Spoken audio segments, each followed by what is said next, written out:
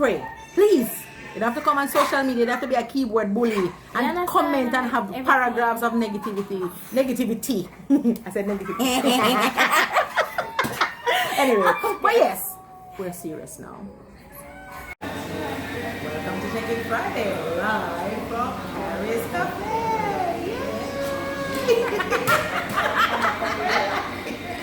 Why is everybody always laughing? Alright, so seriously, we're at Paris Cafe, so you may or may not hear other persons in the background, but we hope it's not too noisy. Today is Friday, it is Check-in Friday, so welcome officially to Check-in Friday. This is the last month of January, this is the last Friday in January. You have lived to see the last Friday in January. Please give God some praise and glory right now. Offering plates, tambourine, all of those things. Good? So, how are you? I'm good. I'm happy that it's Friday. Yay. I am happy that I was able to spend time with you. It was long overdue, like from 2020. Yes. So I'm happy for that, and I'm looking forward to many more. Like and that's the thing. I mean, I still checking on my feelings because they're not as good as yours. But you know, that's the thing. You have to be intentional about your friendships, or about just all your relationships, including your friendships. So send your friend little notes, encourage them, check in on them. So I had a check-in session. I expressed all my vulnerabilities to my friend that I needed to say in person. Like, I had to be vulnerable a little bit, just get it out a little.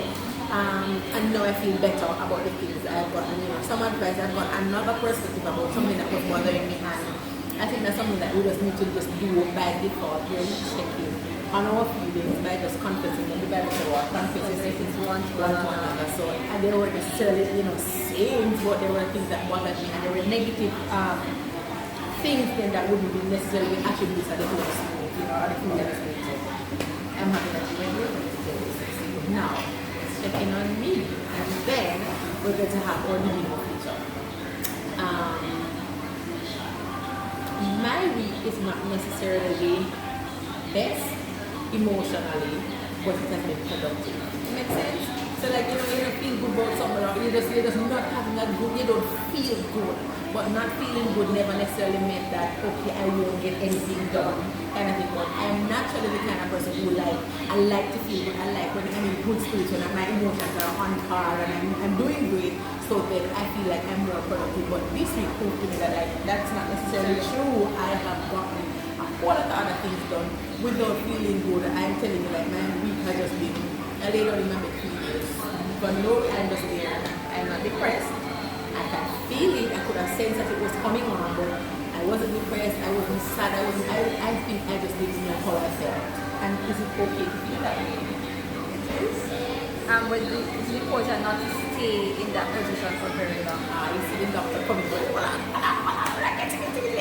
so we're going to talk about that a little bit later. So in checking in with me, I think I'm doing it well in a productive sense, and my emotions are all over the place, but they'll be gathered together very soon. The Lord is going to drape up my emotions. Because even that's the conversation that we were having a while ago with her, that sometimes emotion, that's not sometimes, all the time, you have to put the emotions in check under the Holy Spirit. So I think that will happen to me over the weekend. So for right now, I'm doing my productive, in a productive sense. I'm just not well emotionally. Good? Now, for our Did You Know feature today, and don't tell me that you don't want to know the Did You Know, it is important that you know. I am telling you, okay? Did you know that birds, just birds, I know birds, that birds have ears. Birds have ears. Oh wow. Birds have ears, no legit ears, like how we have ears and we hear. Birds have ears, but birds don't have the outer lobe or the outer texture, not a texture, but the outer feature. Don't judge me, I said texture. Yes, outer feature. This part, the ear lobe, this out here, they don't have that, but they have ears. Let me show you. Look at this. Look, it's here. It's probably going to traumatize people. I don't know why I always type in the traumatic facts, but birds have ears. Yeah, this is just a hole right here. I got to put it in here so that they can look at it. But the birds right behind their beak and their eye, this line here, they have a hole. It's just literally a hole in their head. So I learned something. And I'm going going to refer back to the whole birth thing. Later on, we're having one discussion about birds have ears. So if you did not know, now you know that birds have ears. It's just a literal whole picture. So,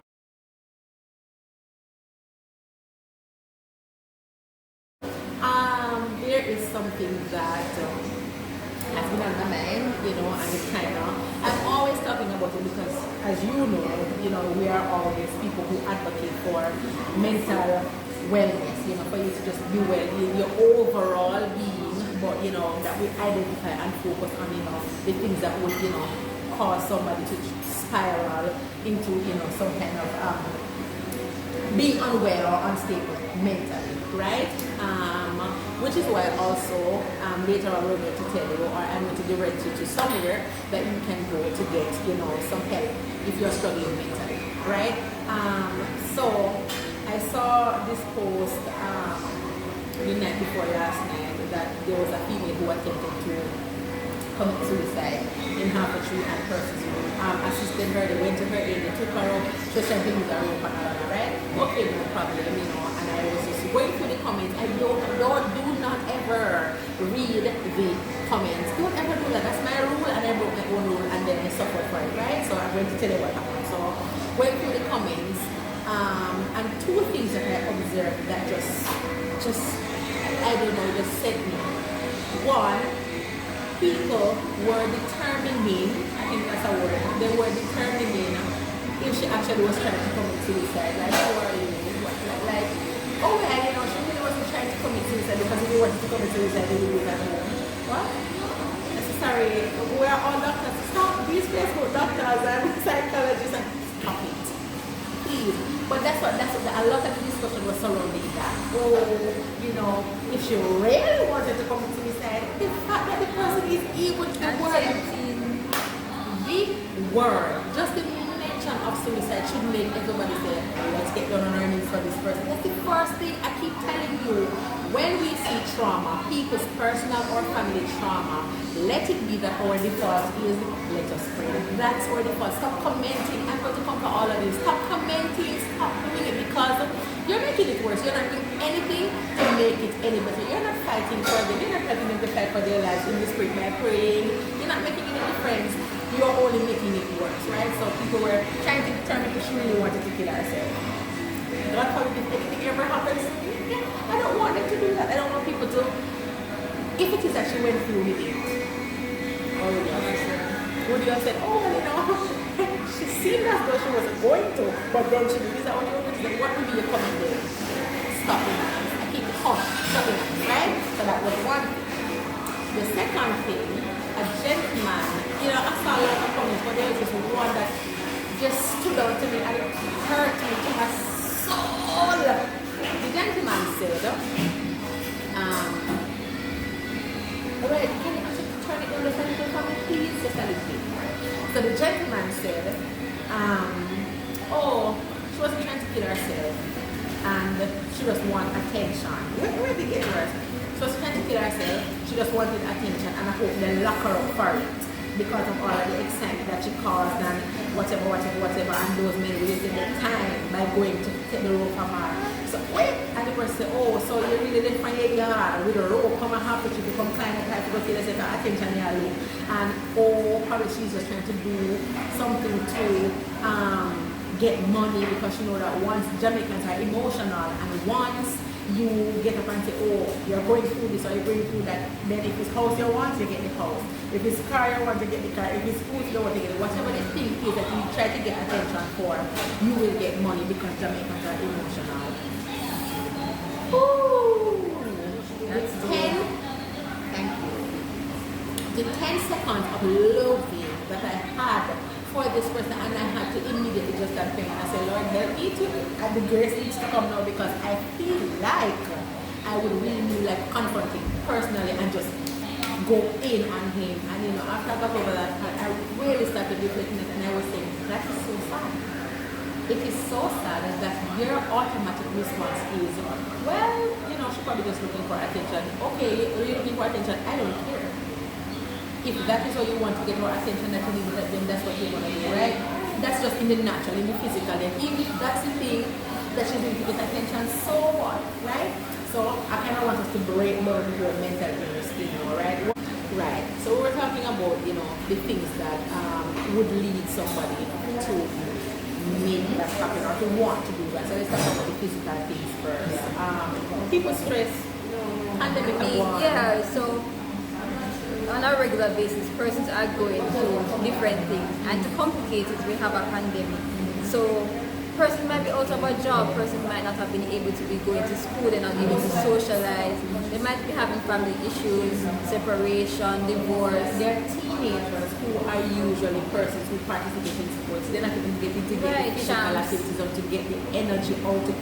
They're locked up, they're in the house. So many things are happening, and persons cry out in many different ways. Sometimes it's withdraw, they stop talking. You used to be a jovial person, they just stop talking. They used to be eating a lot, they stop eating. Sometimes they just start to leave notes around the place, or they start to tell you what they want to do in the next few days. Right. Because they're prepared, they know that in another few days I won't be here anymore, so I'm making or they don't want to be here anymore. They don't want to be here anymore. Yesterday, I was sharing right on my Instagram, and I was saying to them, I had the thought because of what was happening with me, and I said that people, when depression comes upon people, it doesn't just happen suddenly, right? It takes either something very big or even something minor to trigger certain emotions that now will cause them to spiral. And I always use this example that depression, first of all, depression is a state. We know that, right? But I always say that it is like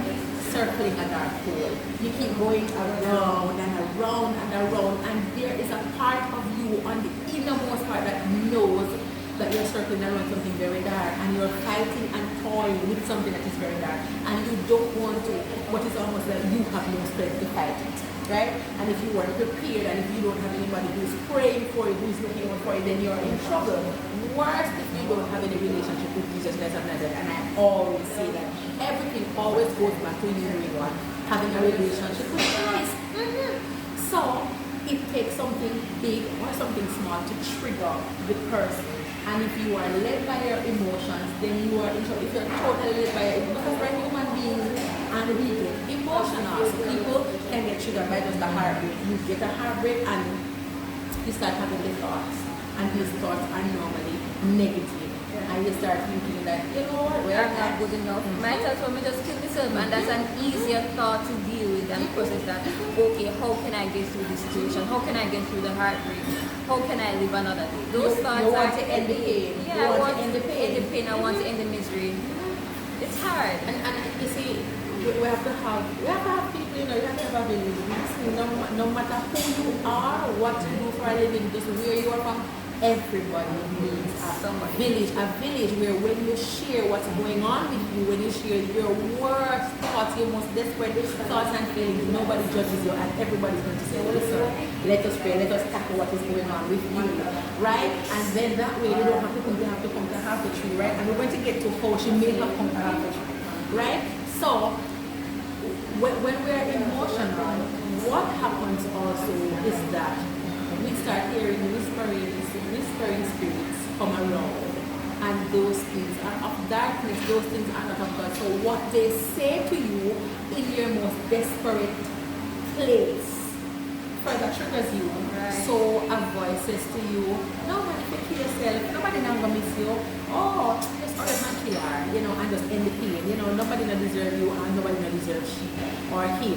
I kill both of you, that kind of a thing. And research has proven for people who would have attempted suicide that in the middle of them doing what they're doing, many of them come to themselves and say, well, what is this that I am doing? And sometimes at that time it's a little bit too It's a late. little bit too late. Listen, I have an experience with a young lady who she drank Ramasol. Oh God, I don't want to go into all the things, but she drank Ramasol and she never died inside. And when she described the pain,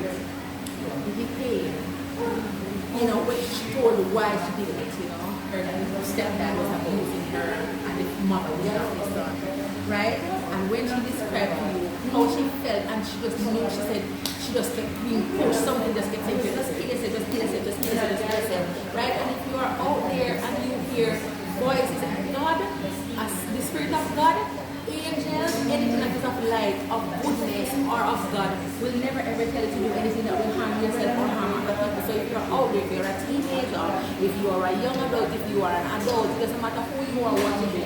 If there are spirits that are whispering to you, you have to learn how to shut them down and to close them out, which is how the bird came in.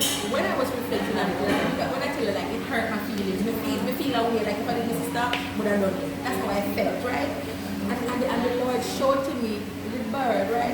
The bird has no earlobes, okay, no problem, but the bird can still hear. He has no earlobe, no outer ear, that don't stop him from here, right? The birds are sing beautifully, them ear, they know where they are going. Bad words, right? When you think about it, if it is that you ask the Lord to cover your ears,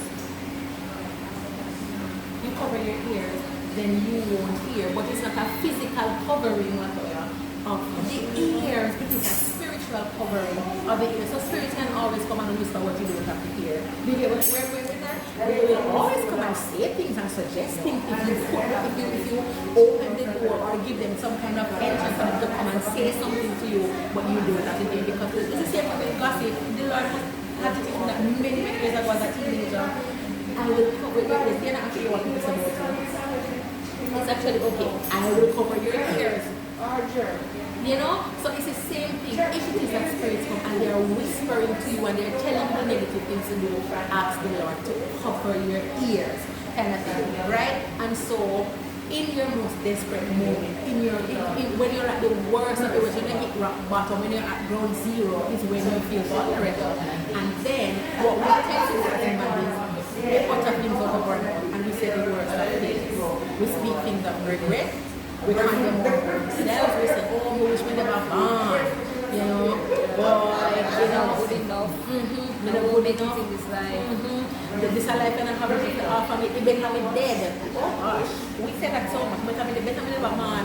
Better everything just mash up and down. We speak the most negative things. But what we also don't realize or remember is that the things that you speak, you're putting it out there in the atmosphere. And because there's a spiritual world that exists, what you're doing is opening a door, giving entrance, giving way, giving the enemy, which is Satan, leeway to act on the things that you have said. Hence, when you open your mouth and you utter certain things, the enemy comes and the spirits come and they tell you the things. And in your moment of decision, if you don't know God for yourself, who can offer you deliverance, you believe and you just attach your spirit and you go ahead and you do it. So we say, oh, I'm processing. That's right. People are oppressed by spirits that causes them to do things. So if she comes and half a tree and try to hang herself, whether she's paying attention or not, you don't say it. You don't have anything to say. If you're not going to pray, if you're not offering her any kind of help in a practical way, because exactly if she don't have a job, she gets a job. That's one practical thing. We fix the physical thing, but then she also has to go through the process of getting prayed for. If they need to be deliverance, their deliverance needs to be given and come. And if also now she has to utter out of her mouth again and repent of the things that she has said. You understand? It's a whole process, right? So when we see people struggling with depression, mental illness is not just a day, oh, we have mental illness, you know that bother me. It's not just a day or just a month, it is every day. People struggle with their mental strength. Like, you have to be strong, you have to be strong. You have to struggle with it all the time.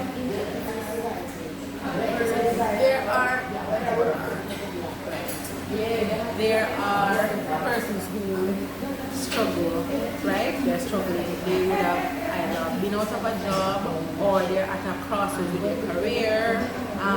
They just need somebody to help, to keep them accountable, somebody to give them some kind of guidance, somebody to check on their mental health. Like in a I said mental health. Mental wellness, right? And these persons need a professional, you know. And so this stigma that we have of, oh, you know, men that have mental health issues, or Jamaicans over there, you know, if you do check yourself in very, very probably, oh, you're mad, you know. And I've always said it's like, it doesn't mean that you're mad. I am mad at anything what a garbage bin. Can we just, we're not normalizing anything, can we just acknowledge that, you know, people struggle with being dead? and stable. That instability is mental instability, like it's an issue, and we're not owning. So we're not saying, oh, sometimes I'm bipolar, and sometimes, oh, my head go and come, and like we're not minding up anything, we're not owning anything, but we also want to acknowledge when we are struggling. And if you are out there and you are struggling, I strongly encourage you to, I put a link and all of the different contact information for Blooming in Freedom, where you will get somebody who cares about your best interest, who wants to see you do well in every area of your life. The various services are offered for coaching, for mental wellness, and you can reach out to them. Don't feel any shame, don't feel any kind of embarrassment. If you need help, ask for help. That's me. If I need help, I don't care how I look to others, because I know that my family and my friends would prefer me alive and well and functioning than, I allow spirits to go hang myself, and then they say, but why you never do anything? And this is also another thing. When people reach out to others for help, comments like that, man's comment, feedback like that, things like that, people regret it. They say, what was the point of me? Exactly. You didn't do anything about it. So you don't want it to be at the stage that I wish I could have, if I had known that she was being serious. Then, no. Once somebody reach out to you, if you can't help them, then send them to somebody who you know can assist them. Don't just sit down with the information and then afterwards say, I wish I didn't. It's unbelievable that we think it's like we contradict our own self, and it's so annoying. I'm annoyed. We will say one thing, oh, reach out for help, ask for help, you say something to somebody, but then people try to get attention, if that's what you're considering to be, and then they still come here and the person trying to get attention. Oh, you can't please, which is why we must never try to please mankind. Just try to serve God the best way you possibly can, and don't, live to please human beings. If you are in need of help, call on somebody, and don't be. Last night I was reading something very funny. So Kevin Sage posted some video about Superstar, right? And people were commenting and they were saying, boy, the truth is, even though it is funny, what you're doing is, kind of creating the opportunity for people to bully the person. All right, fine. Somebody's going and say, don't be her 13th. Yeah, I say it right. Don't be her 13th reason why. So I think there was some movie called 13 Reasons, and 13 Reasons the person committed suicide. But so it was basically like a reflection of the things that would have led her to commit suicide. It's never okay to do that. And I will just talk about that a little later, but I felt that comment as like, as much as it's a movie reference, it's true. So in your it's reality, in your comments and your feedback and your blogging and your various things, you know the people's reason why they hurt themselves or try to kill themselves. It should not be that you have done or said anything that further should have said. That's all I'm saying. And a reality check for everybody, even though we may be struggling. If you commit suicide, you are not going to go to heaven. That's a reality, that's something that we need to teach our children to, put in their minds that, God gave you breath, He blew breath in you, and you became a living soul. It's a gift, it's life, the gift of life. So if you commit suicide, it means that you don't want it, you don't treasure it. You're giving back God what He gave you and saying, well, I don't want to take it back, kind of a thing. And so, the opportunity to go to heaven, it gets shaky right there. So yeah, if you are not well, if you are struggling with something, find somebody to talk to. The kind of random stranger. I've been at the machine before. And I'm not people laughing. I've been at the machine before, Scotia machine. And people just randomly just start talking to me. And when they start talking to me, I pray and say, Lord, if this is an opportunity for evangelism, show me, allow me to be some kind of instrument for you. Allow me to please their brother, even if it's just to listen and offer some advice, or just to pray for them, and sometimes I just pray for them. I listen to what they have to say, and then I pray, to God on their behalf. People just randomly just say something else. This man, he told me, he says he legit, I am not exaggerating. He said that he's going to go and kill this person at home. And I was like, what? Sorry, sir? because they have been having, conflict over the house and whatever. If I see him, I don't remember this week, but I remember what he said, me I go home but kill him. Because if he leave me alone and he continues to perplex me and to provoke me, there's nothing else to do than to kill him, to get rid of him and his mother, because they've been a nuisance to me over the years. And when I finished talking to him, he was like, mommy, I hate when you call me that. That's a different story for a different time. It's like, boy, mommy, we really got to me talking, and he just started saying to the boy, a long time God, I call him, and the conversation changed. I didn't see anybody on the news that I couldn't kill him, so I pray that, God would have delivered him out of that kind of anger, and, changing his path. But talk to a random stranger, tell a random stranger on the bus, your problem, because the possibility of them seeing you again. Or say, that they tell me something one time, the possibility of them seeing you ever again so do it. It's so slim. Tell a random stranger if you can't trust any family member, any friends. I think that's practical advice. It is. Alright, so for this episode of Check-in Fridays, we also want to shout out Paris Cafe, which is on Kings Plaza on Constance Road. The best place to have a little mini date with your friend Or a loved one. Valentine's Day coming up. Yes, definitely. And the sandwich was good. I had a good sandwich. So if you are ever in need of somewhere, just an oasis from all of this taking place outside, especially hot Kingston, please come by Paris Cafe at Kings Plaza on Hope Road. Constance Road. Just that's what it is. And Kings Plaza and Constance Road. Sorry, I'm tired. But yes, so just encouraging. If you feel like you're struggling with things internally, don't keep them bottled up inside.